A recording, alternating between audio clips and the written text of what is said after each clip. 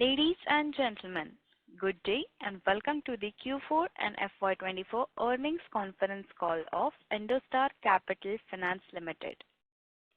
As a reminder, all participants' line will be in the listen-only mode, and there will be an opportunity for you to ask questions after the presentation concludes. Should you need assistance during the conference call, please signal an operator by pressing star then 0 on your touchtone phone. Please note that this conference is being recorded. I now hand the conference over to Mr. Viral Sanklecha from Orient Capital. Thank you, and over to you, sir. Thank you, Manuja. Good afternoon, ladies and gentlemen. I welcome you for the Q4 and FY24 earnings conference call of IndoStar. To discuss business performance, we have Mr. Karthikeyan Srinivasan, Chief Executive Officer, Mr. Vinod Kumar Panigar, Chief Financial Officer, Mr. Srijit Menon, CEO of IndoStar Home Finance Private Limited, and Mr. Pushkar Joshi, CFO, IndoStar Home Finance Private Limited. Before we proceed with this call, I would like to mention that some of the statements made in today's call may be forward-looking in nature and may involve risks and uncertainties. For more details, I refer to the investor presentation and other findings that can be found on the company's website. Without further ado, I would like to hand over the call to the management for their opening remarks, and then we will open the floor for Q&A. Thank you, and over to you, Karthik, sir. Yeah, thank you. Good afternoon, everyone. I'm Karthikeyan Srinivasan, and I extend a warm welcome to all of you for joining our Q4 and FY24 earnings call to discuss the financial performance of IndoStar Capital. I hope all of you had a chance to review our financial results and investor presentation, which are available on the stock exchanges and on our website. I'm deeply grateful to all of you for being part of our journey. Joining me today are Mr. Vinod Panigar, our CFO, Mr. Srijit Menon, CEO of IndoStar Home Finance, and Mr. Pushkar Joshi, CFO of IndoStar Home Finance. Before diving into our business update, let's touch upon the macroeconomic factors of the last quarter. The Indian economy has been on a positive trajectory, buoyed by increased government spending and growth in manufacturing and services. GST collections saw a notable 111.7% increase in FY2023-24, while both manufacturing and services PMI remained in the growth territory. Consumer demand has been robust, driving growth across sectors. The RBI maintained its interest rate at 6.5% with a focus on withdrawing support while slightly revising its inflation forecast. Looking ahead, India's GDP growth for FY25 has been revised upward to 6.8%, solidifying its position as one of the fastest growing major economies globally. The CV industry, which is a reflection of the economy, has witnessed the peak of the cycle, and the rise of high tonnage vehicles is poised for integration in 25-26. The demand for M&HCVs rebounded last year, driven by predominantly infrastructure growth and replacement demand. Regulatory tightening and pre-buying strategies and anticipated price hikes underscore the industry caution and adaptation. Market dynamics are influenced by GST challenges for large fleet operators and a shift towards cost-efficient higher tonnage vehicles. Sector-specific demands, especially from the infrastructure-related industries, drive growth in the concrete mixtures as well as the multi-axle tippers. Looking ahead, expectations for FY25-26 foresee minimal growth without significant volume uptake. Transitioning to the used car segment, consumer preferences lean towards used cars, reflecting rising aspirations and cost effectiveness. The market, although historically unorganized, is becoming more structured, with around 70% of the used car becoming organized. Dealer expansions into Tier 2 and Tier 3 cities and online platforms enhance accessibility.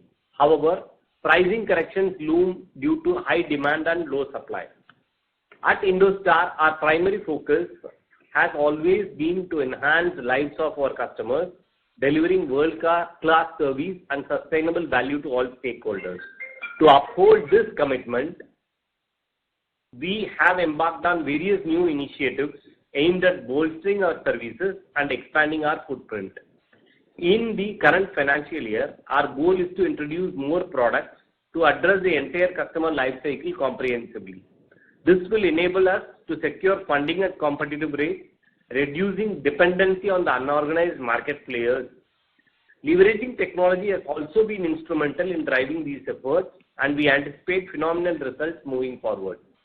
Furthermore, we are committed in our focus on analytics to ensure our model remains agile and scalable. Our approach blends the physical and digital touchpoints, catering to customers who are still adapting to evolving technologies. In the last quarter, our company consolidated disbursement amounted to rupees 1767 crores, showing a significant 31% sequential growth. At the beginning of the year, we set out to decrease our gross NPA numbers, and we have actively pursued this goal. With aggressive collections, excellent credit appraisal and control measures implemented, we have been able to reduce delinquencies, which have been aided by a vibrant economy. We have been able to reduce the GNPA on a consolidated basis to 4.1% and in the standalone entity to 4.97%. In FY24, we also successfully executed our strategies of moving towards retailization by selling a part of our corporate portfolio to an ARC, which is now standing at rupees 388 crores only. Additionally, we have reduced our high-ticket SME portfolio to 485 crores through strategic sales to an ARC, minimizing the risk and fortifying our financial position. These initiatives have also contributed to improvement in our NPA ratios. We have been strengthening our financial stability and enhancing our balance sheet quarter after quarter, and this momentum will continue going forward. We are expanding our retail operations with a particular emphasis on the used commercial vehicle segment, focusing primarily on Tier 3 and Tier 4 markets. We are dedicated to scaling up our operations to drive growth while maintaining asset quality. Our goal is to sustain progress in profitability by steadily increasing our targeted return on total assets. Looking forward, we anticipate steady growth in the used vehicle segment. With the EMI of new vehicles exceeding lakh of rupees, used vehicle EMIs have become more affordable, leading to a significant rise in the demand for BS4 vehicles. The transition from BS4 to BS6 has further fueled the demand with a notable price differential of 25 to 30%. We anticipate the used commercial vehicle pricing to remain at similar levels in FY25-26, particularly with the entry of BS6 vehicles into the resale market.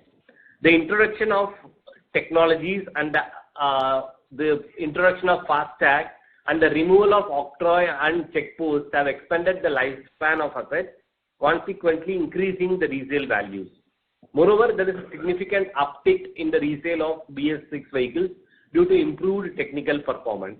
We expect robust growth in the used CV space with the entry of these new vehicles in the FY 2025-26, driven by their ability to transport same volume of goods at lower ton per cost and reduce downtime. Furthermore, the useful life of CVs has increased, allowing NBFCs like us to fund up to 12-year-old vehicles. Our ability to collect payments has remained exceptionally strong, reinforcing the resilience of our business model and trust the customers have in us. Our strategic direction remains unchanged, and we are actively exploring new products and strategies to enhance returns and generate additional income. Diversifying our product range will ensure we maintain our competitive advantage and constantly deliver to our stakeholders. Now I will hand over the call to Mr. Vinod Panikkar to present the financial performance. Good afternoon, everybody. Thank you, Karthikeyan. I sincerely appreciate your presence at this conference call today. I intend to take you through the financial performance for the quarter ended and the full year of FY24. On a consolidated basis, we generated a total revenue of 474 crores in the fourth quarter, as against 285 crores in the same quarter last year and 306 crores in the immediately preceding quarter. The operating expenses incurred were at about 139 crores in the fourth quarter, as against 66 crores in the same quarter last year and 119 crores in the immediately preceding quarter. The disbursements were at 1767 crores as highlighted by Karthik for the fourth quarter, as against 898 crores at the same time last year and 1345 crores in the immediately preceding quarter. At the consolidated level, the AUM was at about 8763 crores as of March 24, as against 7813 crores in March 23, and it was at about 8037 crores as of December 23. On a standalone basis, we have generated a total revenue of 391 crores for the fourth quarter, as against 236 crores in the same quarter last year and 238 crores in the immediately preceding quarter. The operating expenses were at 112 crores for the fourth quarter, as against 45 crores for the fourth quarter last year and 91 crores in the immediately preceding quarter. This 45 crores in the same quarter last year was net of a 50 crore reversal of ESOP, which we had mentioned at that point of time. The disbursements were at 1,465 crores for the standalone entity for the fourth quarter, as against 715 crores in the same quarter last year and 1121 crores in the immediately preceding quarter. Against the same quarter last year, the growth has almost doubled or more than doubled. Our interest margins for the quarter was at about 5.4%, and for the full year, we were at about 5.5%. The revenues of the standalone includes a one-time gain of about 96.6 crores on account of sale of SRs in the fourth quarter, the proceeds of which was utilized for strengthening the balance sheet by creating additional provision on the loan book and the SRs. The revenue also has a new component, which is revenue from cross-sell of insurance, for which we have got a corporate agency license in February 2024. We are confident that this will help us generate significant income in the quarters and the years to come. On a full year basis, the overall revenue at 1104 crores was higher than the 968 crores compared to the last year.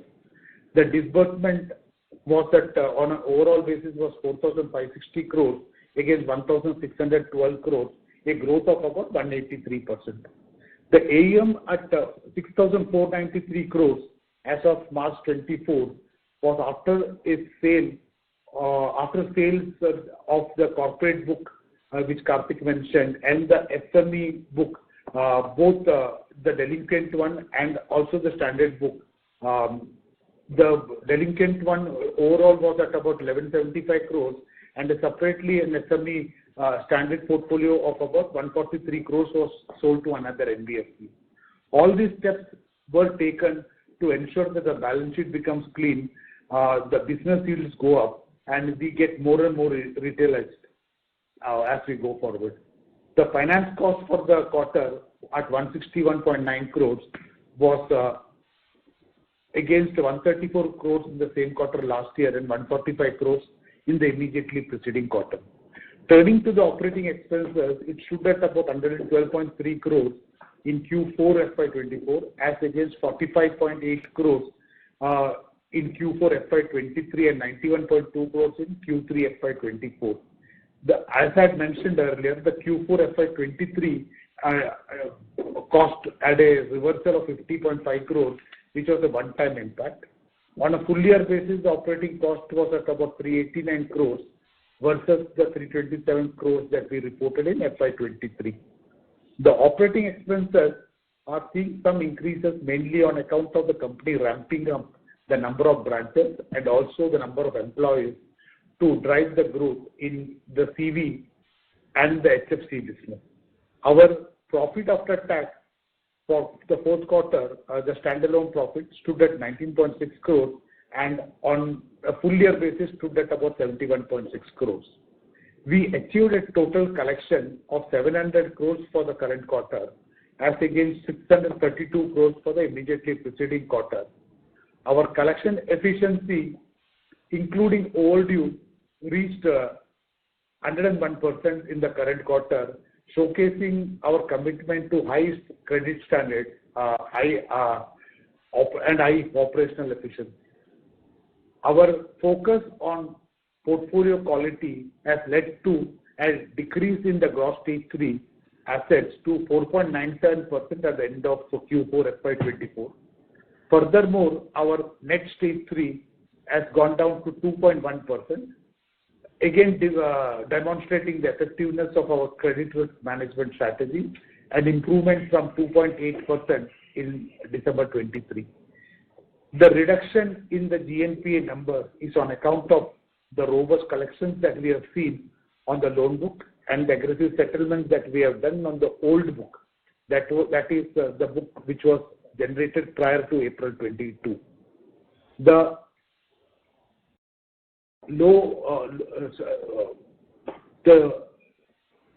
This will ensure that the lower stress book will also lead to better, I would say, funding in the coming quarters. The credit cost stood at about 102 crores, which was mainly on account of additional provisions that we created for SRs and on the loan book. In terms of funding, we have made steady progress in improving the liquidity position by raising the incremental funding in the fourth quarter by about 1,609 crores. As of 31st March 24, we maintained a cash and cash equivalent of about 836 crores. The change in the mix over the last 2 quarters has helped us reduce the cost significantly as we moved from an incremental borrowing cost of 12.7% in Q2 FY24 to 10.6% in Q3 and 10.9% in Q4. With the improved GNPA numbers that we mentioned above, we are confident that the costs will continue to go down further. Our capital adequacy of 28.9% and the debt equity ratio of 2.3 gives us ample headroom for further future growth, and we are confident in driving profitable growth in the quarters and years to come. Our asset under management of 6,493 crores as compared to 5,991 crores of in the immediately preceding quarter shows that there is an increase. The increased disbursement of 1,465 crores versus the 1,121 crores of the preceding quarter can be attributed to our strong focus on retail segment. Retailization will continue to yield favorable results, and we are confident of sustaining profitable growth in the quarters to come.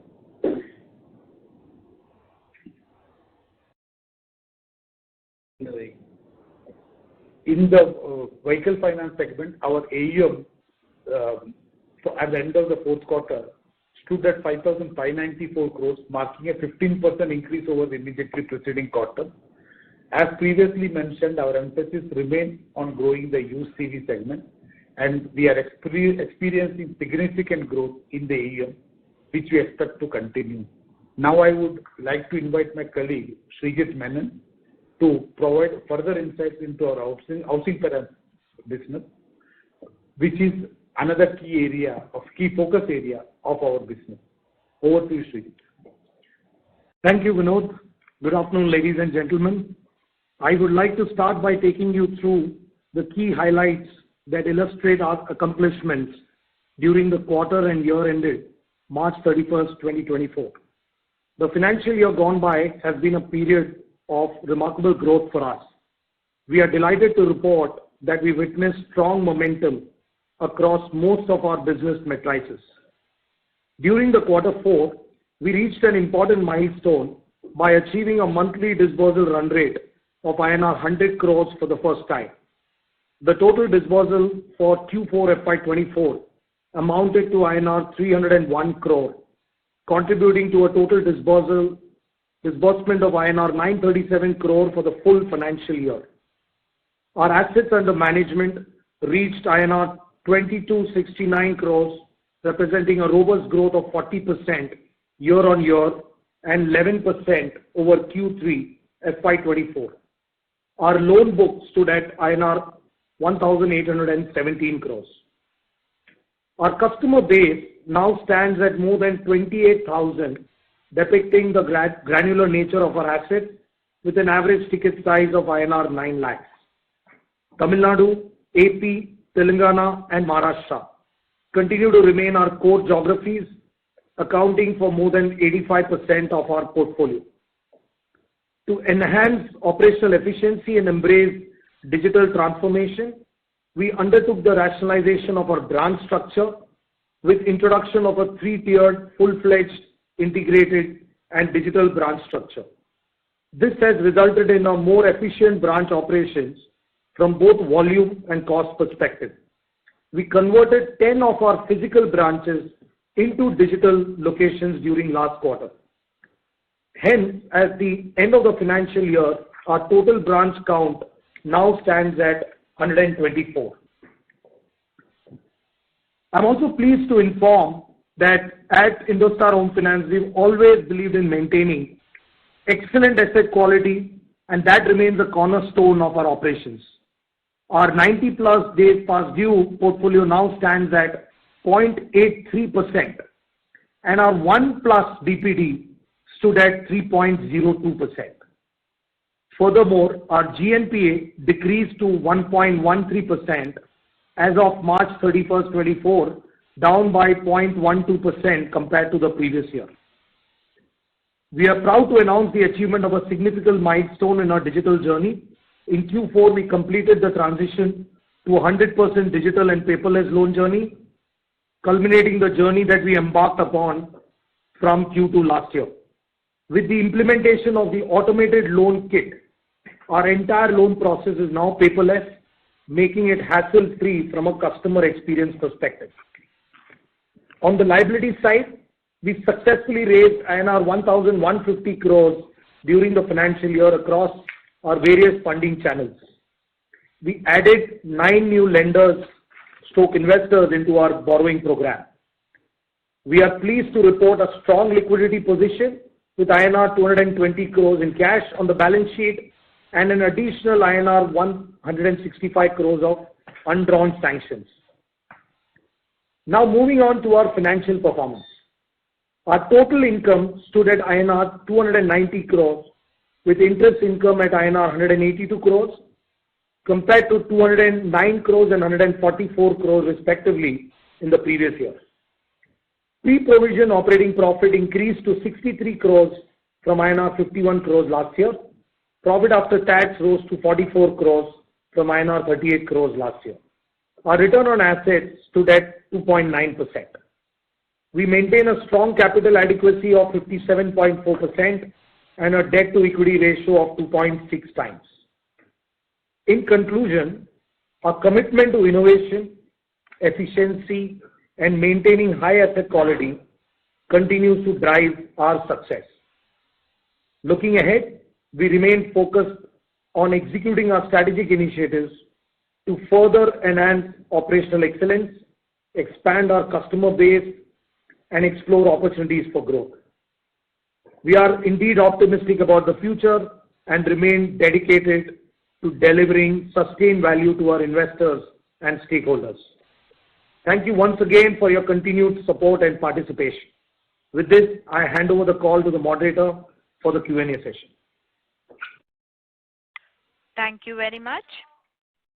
We will now begin the question and answer session. Anyone who wishes to ask a question may press star and 1 on their touchtone telephone.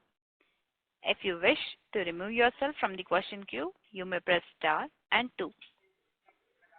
Participants are requested to use handsets while asking a question. Ladies and gentlemen, we will wait for a moment while the question queue assembles.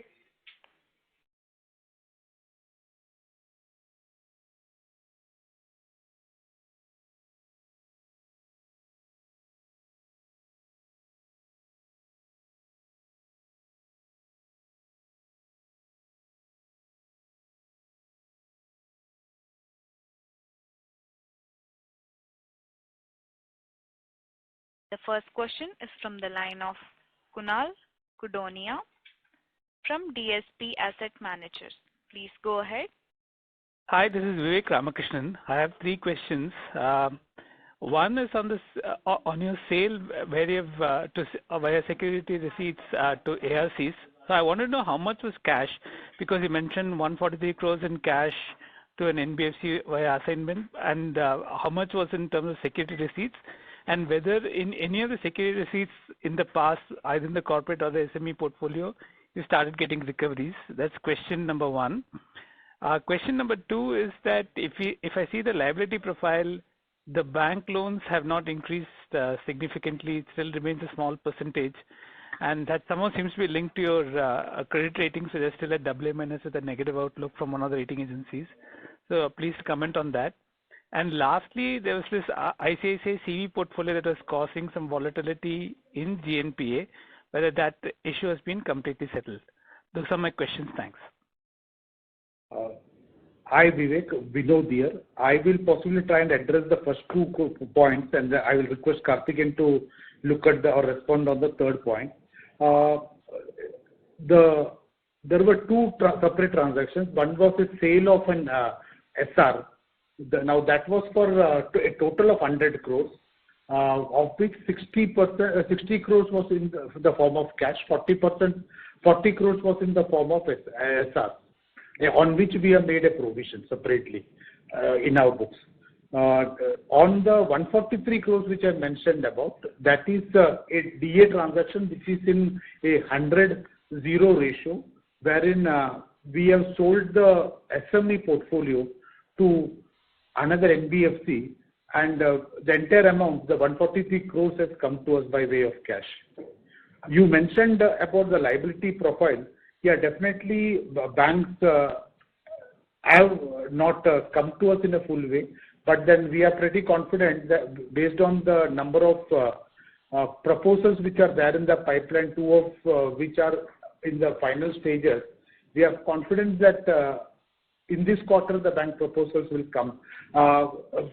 Definitely the negative outlook of CRISIL is an issue, but then I thought that banks were earlier having some amount of discomfort basis the GNPA that we were reporting. Now that we are sub 5% and NNPA at very close to 2%, we are pretty confident that we will be able to give that additional comfort to the lender, including the bank. Hi Vivek, Karthik here. On the ICICI piece, we have only 114 crore book remaining. We have tightened our, last time I explained, we have strengthened our collection processes. Now our monitoring has started from the 1 DPD bucket, so the amount of flow that is coming into us has quite reduced. And now these, whatever is remaining in the books of ICICI is a quite matured book. So we don't see any challenges going forward. It should keep reducing. The quarter, probably a 10 crore increment should come, not beyond that on the GNPA front. That's my view on the ICICI portfolio. Overall, we are very comfortable with the collection. Last quarter in ICICI, we were having a collection of stage 1 of around 87%. So we don't see any major challenges coming in that book. Excellent, sir. So just one balanced question was in terms of the security receipts from the past, in terms of the corporate portfolio, or the whether there are any settlements expected shortly. Yeah, I will split it into three. One is the CV portfolio. That is collections which were coming, and they continue to come. So on that's the CV portfolio. Both of them are pretty old. One was done in 20, other in 21. On the corporate portfolio, which is the largest chunk, which was at about 686 crores, against which we had made a provisioning earlier of 15%. Subsequently, now we have made a provision of 20%. On that, we have started getting collections. I think we have overall reduced the SR from about 686 crores to about 644 crores. So collections are coming in, and we have actually, in one of the cases, we actually, the ARC has actually signed an agreement with one of the borrowers, to actually collect the entire amount by the end of the current financial year, by February 25. So we are seeing a lot of collections happening on the SR. The SME, that's the third piece, is something which actually happened only in December. We expect the collections or the redemption of those SRs to start only from maybe January of 2025. Thank you very much, sir, and wish you good luck. Thanks, Vivek. Thank you very much. The next question is from the line of Subhranshu Mishra from Phillip Capital. Please go ahead. Good afternoon, sir. 2 or 3 questions. The first one is on our recent fundraise. We did a QIP despite being adequately capitalized. So what was the need of this QIP, and where do we think we're going to deploy the incremental monies that we have got? So the first. Second is on the SR. Do we expect any kind of harmonization of regulations around SRs and with banks? And would we have to provide for the SRs, or have we already provided for the SRs that we are carrying? That's the second. And third, we spoke about used vehicles. So what are the specific applications or in terms of SRTOs and slightly larger fleet operators that we cater to, and what would be a no-go territory for us in terms of SRTOs? Any specific applications like maybe alcohol industry or something? Thanks. Yeah, I'll start off with the third question. The industry question. See, we are predominantly funding the market load operators who depend on agri-good movement. India is a large agrarian country where the movement of agriculture forms the most important transportation across. Plus, there is a lot of FCI goods that gets moved. With the government of India providing free grains to most of the people who are below the poverty line, trucks become a most important aspect of distribution between hubs to hub, and the products which we fund, like the light commercial vehicles or the small commercial vehicle, take it to the last mile. So that's the most important territory which we are focusing on. We are not in the fleet operator segment, so we hardly do any deals on the fleet operator segment. Our pure profiles are retail FTU who are doing only retail operations or into open goods transportation. A few of the operators will also be in the local infrastructure segment, say like somebody who's attaching a tipper to the local road contractor who's moving, who's doing some activity. That's the major core focus area of us. In terms of no-go, typically these kind of operators don't get contracts from alcohol, other things. So we don't see any major challenge in terms of industry or any thing coming here. There are challenges for these operators around the pollution that happens in Delhi around October, November. So during that period, there are markets of North India where all the trucks get banned. That's not a specific issue to my borrowers. That's an industry issue. So that's on the third question. On the first and second question, Subhranshu, actually, I will take the first question. It was not a QIP, it was a preferential allotment to one of the investors that was Florentry. There was an investment which they wanted to do, and in a name like Florentry, when they want to invest in the company, when they take interest in the company, we felt that no, it's worth getting such a big name into the company as a shareholder. And definitely, there are a lot of things that we can learn from them. That's one thing. So when they were to do the investment, Brookfield felt that if somebody else comes in, their stake goes below the 56.2% that they were currently holding, so they also came in. Definitely, while we are adequately capitalized, we believe that this additional capital will give a lot of comfort to the lenders. And today, our intention is to ensure that the lenders are comfortable with whatever we are doing. And definitely, Brookfield, by putting in that additional amount, they are showing the commitment that they have for the entity. Number two, a new investor coming in actually gives a lot of comfort to the lenders and the other investors also, because it shows that people who have looked at the company, did a due diligence, and then invested into the company. That gives a lot of comfort. That's on the first point. Second point, you mentioned specifically about SR. In my previous response to Vivek, I think I had mentioned about the collections against the SRs have started, and we have been able to recover funds, the monies against the CV, SR, and also SRs of the corporate loan. In your question on whether we are adequately provisioned, we believe that we are adequately provisioned, and like I mentioned possibly in my initial commentary, that the gain that we got, the one-time gain that we got, we actually used it for creating additional provisioning. We created about additional 75 crores, and today the total provisioning on the SR on an overall basis is at about 31%, which we believe is significant.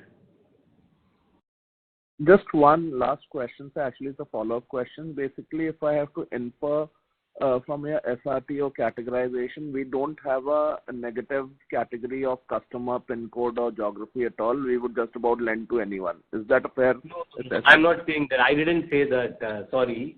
I said like we typically fund market load operators. There are geographies, there are PIN codes where we don't fund the profile, all profiles.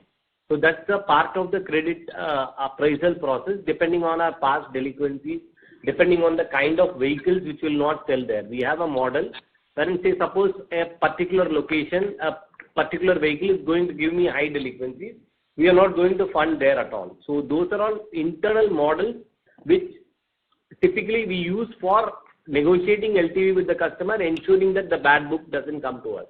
What we don't do is specialized assets. Some SRTO coming in for a specialized asset. Say somebody wants to fund a bullet tanker. I may not fund. But if he comes for a market load operator in a good geography and the LTV which I prefer, I will surely fund.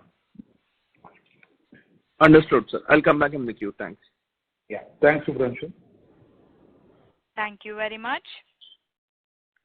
The next question is from the line of Saptarshee Chatterjee from Grow AMC. Please go ahead. Yeah, thank you for the opportunity, sir.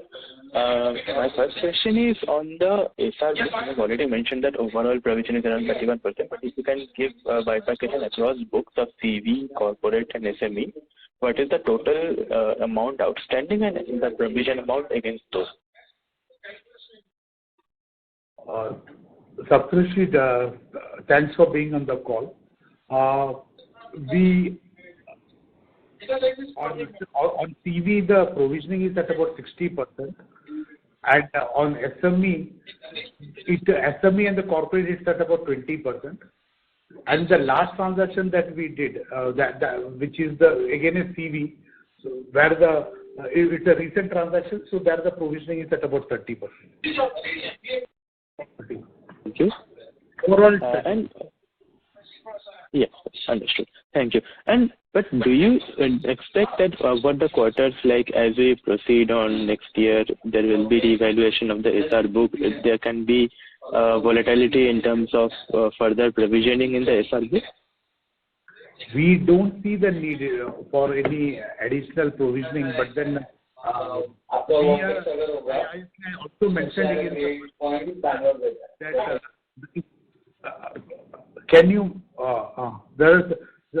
I mentioned that there are collections coming from the SRs, and therefore we don't see any challenge going forward.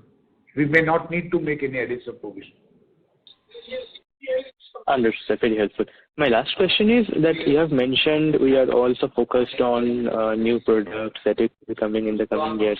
Can you somewhat elaborate on those, that what are the new products? And on the SME part, like you are mentioning, that we will be launching SME in a new avatar, and like what are the capabilities that you have built against that front? Thank you. Thanks, Saptarshee. See, on the new products, the allied products of CV like tire, the kind of maintenance funding that is required, these are all in the pipeline because we have a large base of customers who are doing well, who are paying me on time. So those kind of customers will start our tire financing. The new line of business on SME, we are in the planning stages. We should launch it shortly. It will be a loan against property at the rural markets, Tier 3 and Tier 4 markets at a lower ticket size. Probably by the next call, I will give you a detailed thing on what is that we have brought into the market. Okay, sir. Thank you so much and all the best. Yeah. Thank you, Saptash. Thank you very much. The next question is from the line of Devansh from Safe Enterprises. Please go ahead. Yeah, thanks for the opportunity. So can you elaborate more on the liability profile as well as cost of borrowing of individual borrowers? How do you see that mix going forward? Because you're confident on bank borrowing coming in significantly this quarter, which hasn't translated yet. So also you can share your outlook on the same. Can you repeat, because the voice was not very clear, if you don't mind? Yeah. So on borrowing side, can you elaborate on the cost of borrowing of CP and NCD banks, and how do you see the mix shaping up over next 1 to 2 years? See, over the last couple of quarters, we have changed our mix. We have brought in PTC and commercial papers, and therefore our overall cost of funds have actually, the incremental borrowing cost has gone down.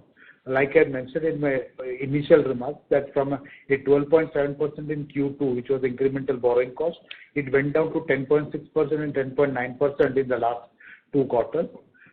We are expecting, I also mentioned that with the company starting to do very well, with NPS going down significantly, we are expecting many more banks to come to us. We are expecting many other lenders to come to us, and therefore we expect the overall cost to go down.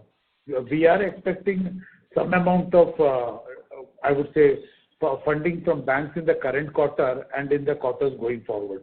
We expect the cost to come down. I will not want to possibly give a number to it, but then definitely what we have seen in the last couple of quarters, that where the incremental cost has gone down, that will continue to keep going down. To maybe kickstart the business at the beginning of the last financial year, FY2023-24, we actually borrowed through in the form of NCD, and that time banks had not come to us. So our role was to ensure that our job was to ensure that we get funds and we kickstart the business. We kickstart the to run the business, and therefore now whatever we wanted to achieve, we have achieved, and therefore now we feel that the banks will come. The PSU banks, normally they insist on 2 years of profitability. Now that we have done 8 quarters at a trot showing profitability, last 2 years have been profitable, we are confident that banks and many more banks will actually come to us. Okay. And as on Q4, what is the cost of borrowing for banks, CP and NCD on blended basis for individual, on 3 of them individual? On a blended basis, the overall cost of borrowing was at about 11.4%, down from about 11.7% in the immediately preceding quarter. So what I'm trying to ask is, like, for the bank exposure, what is the cost of borrowing? For the NCD, what is the cost of borrowing? For CPs, what is the cost of borrowing? And on marginal basis, what are the cost of borrowing for individual? Devansh, I think we can possibly get on to a call separately where we can possibly get into this nitty-gritty. Sure, thanks. Thanks, Dev. Thank you very much. I request all the participants to restrict your questions to 2 per participant, in order the management is able to address questions of everyone in the queue. Thank you. The next question is from the line of Kesh Parekh from Rockstar Capital LLP. Please go ahead. Thanks for the opportunity. Sir, just a couple of questions. One is, what is the amount of security receipt we hold on our books? And I understand we have 31% provision. So, any collections or recovery in this quarter from that book? Yeah, I think, Rikesh, good afternoon. I think I'd answered this against a couple of queries earlier also, but maybe I will repeat.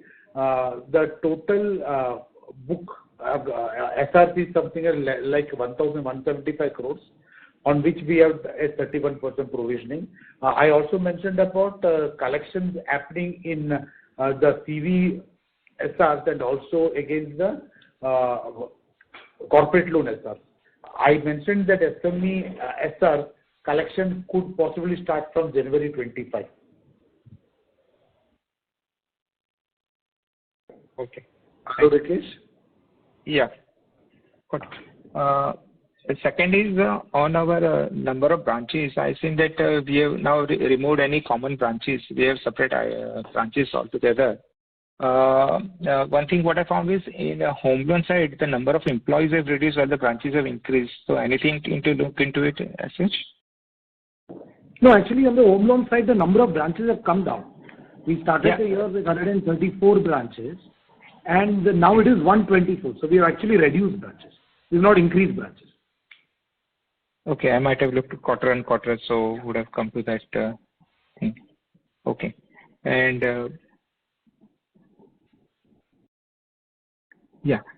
lastly on the our gross stage 1 and 2, if I refer to slide number 15 as such, so we are seeing some amount of increase happening on the gross stage 1 and 2, although gross stage 3 is well under control. So anything to look into it over there? Pardon? Gross stage 1 and 2? The absolute figure are increasing the quarterly wise. It's at 5985 crores gross stage 1 and 2. So as of Q4, increasing is a positive phenomenon only, no? Because the portfolio is being able to, my X plus has come down. I am underwriting better credit because we have introduced norms around what should be the CIBIL score that should come in. Overall, the market is performing well. So my gross stage 1 is moving up. So many of the customers who are in stage 3 have also got upgraded. That's why the gross stage 1 and stage 2 are moving up. So, and we expect this line to improve going forward. So I just wanted to understand that. We are pushing for a positive gross stage 1 and stage 2 number. Okay, thanks. That's it from me. Thanks, Rikesh. Thank you. The next question is from the line of Deepak Poddar from Sapphire Capital. Please go ahead. Yeah, am I audible, sir? Yeah, you are, Deepak. Sir, on the OPEX side, I just wanted to have some understanding. I think this quarter, I think our OPEX was close to about 140 crores. So how do we see that OPEX growth in FY25? It would be a normal one because I don't think it has gone up significantly versus the last year, because on a full year basis, 140. So on a full year basis, your OPEX is up from 400 crores to around 490 crores somewhat. Yeah. You are referring to the consolidated? Absolutely. Give me a second.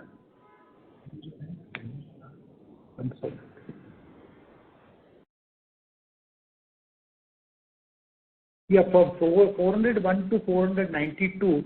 See, I think in my initial call, I had initial commentary, I think I had mentioned that there was a one-time ESOP reversal last year. Now that was some, on a full year basis, it was 45 crores.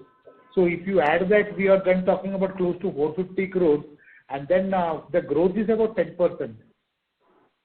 Okay. No, but this quarter it was about 140 crores, right?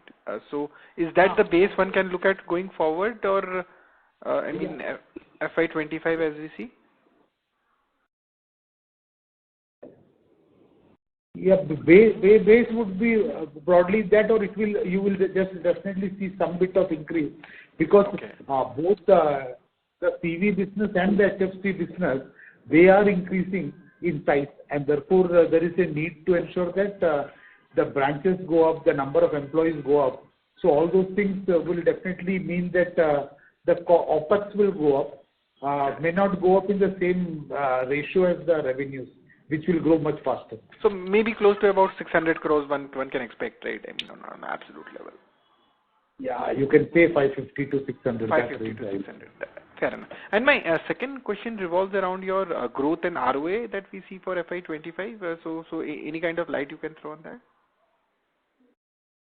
I think we have said two things, maybe over the last 5 quarters, that we will do over 4,400 crores of disbursement. Now I'm talking about the standalone business. We'll do over 4,400 crores, and we will do 6,000 crores in the next year. 4,400 crores is what we have done. We'll do about 6,000 crores. Now that most of the one-offs are away, we believe that ROA will start inching up. So we are pretty confident of the ROA going to improving significantly from the 0.9 that we have reported in the current quarter and on a full year basis. So I think earlier we have been speaking about 2 to 2.5% kind of a ROA, right? But that looks difficult, correct? I mean, for FY25. 2.5% could be more of a 2% would be more of a 26 phenomena. Correct. 25, I believe that we would be happy if we are in the 1.3 to 1.6% range. See, one thing that we need to understand is RBI has had actually come up with a circular basis which the interest costs did go up, and that has actually led to some bit of increase in cost. Correct. Number one. Number two is we also mentioned about the ARC transactions that we did, which reduced the income. So that also has an impact on the, all these have an impact on the ROA.